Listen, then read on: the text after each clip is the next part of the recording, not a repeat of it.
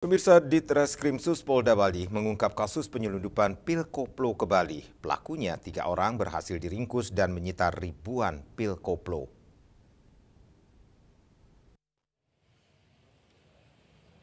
Para pelaku yang diringkus yakni Baijuri 21 tahun, seorang residivis, Muhammad Amir Fattah 25 tahun, dan Eko Wahyudi 24 tahun.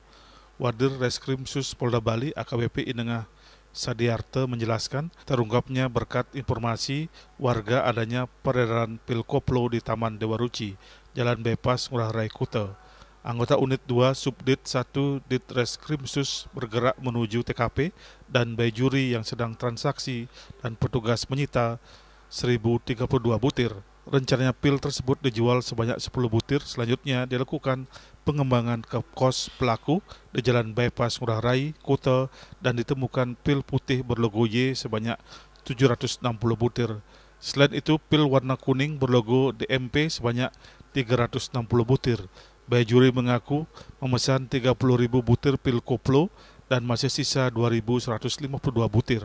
Pelaku mengaku mendapatkan barang tersebut dengan cara memesan melalui media sosial. Bandarnya berinisial RO tinggal di Jember, Jawa Timur. Selain pil koplo, polisi mengamankan barang bukti berupa uang sebesar 2.061.000, HP dan sepeda motor. Selanjutnya tersangka Muhammad Amir Fattah ditangkap di Jalan Tunjung Sari dan Pasar Barat.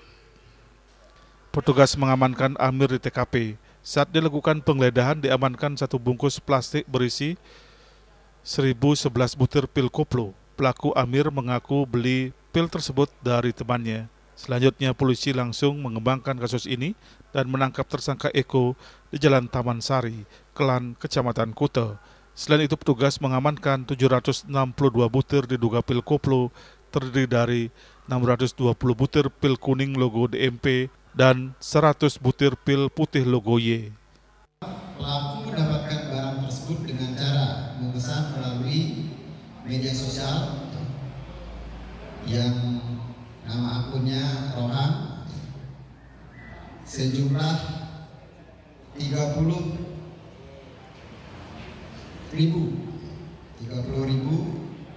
butir dalam 3 kali pemesanan.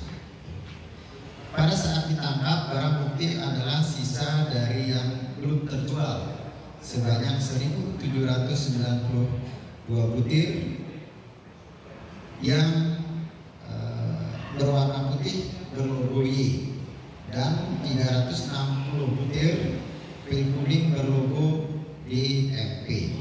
Ditambahkan AKBP Inengah Sadiarte, obat keras ini menyebabkan efek samping pada sistem saraf pusat, peningkatan pusing, ngantuk, kebingungan, kesulitan berkonsentrasi, gangguan koordinasi terutama berbahaya bagi pekerja yang bekerja pada malam.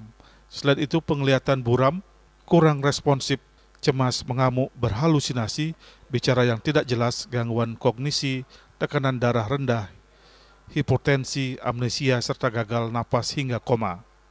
Rai Swantara, Bali TV.